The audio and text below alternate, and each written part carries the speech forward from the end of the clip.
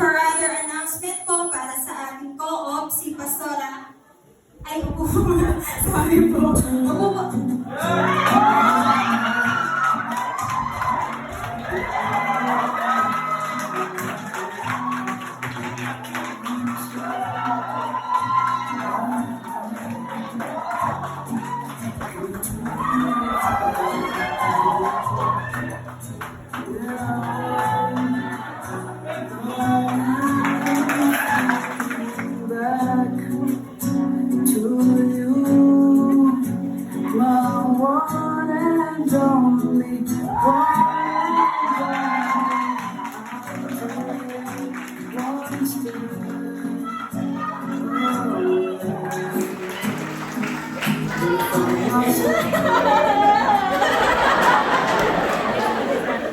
Ito lang po yung konting time. Since last year pa po kasi, pinag-pray ko na yung regarding proposal. And then, last year din po, sinabi ko po sa nanay ko na on September na yung pong taon talaga magpropose ako. Kasi yung po talaga yung answered prayer na binigay po sa akin ng Panginoon.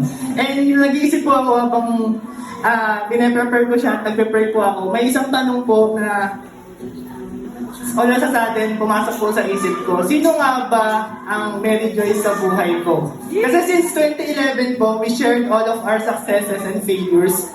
We shared all of the good and bad things na nangyari po sa buhay namin. Siya po kasi yung isa sa mga taong unang nagiging proud kapag nagiging matagumpay ako. At isa din po siya sa mga taong unang mas nagiging proud sa akin kapag bumabaksak ako.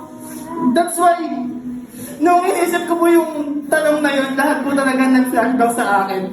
And ito po yung sagot sa tanong, sa buhay ko, sino nga ba ang Mary Joyce Cortez? Simply, I cannot imagine a life without you.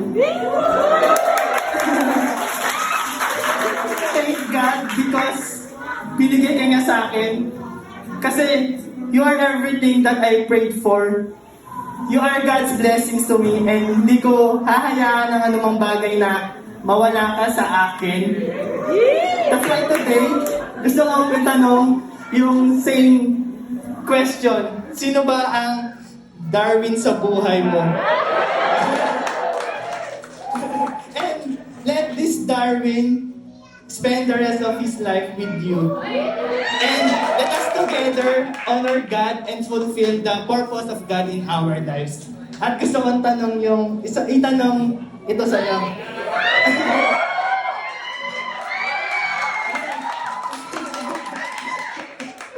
Will you marry me and will you spend the rest of your life with me?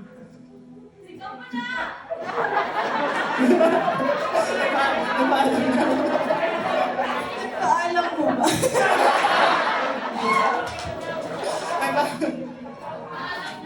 For almost 11 years, it's a yes!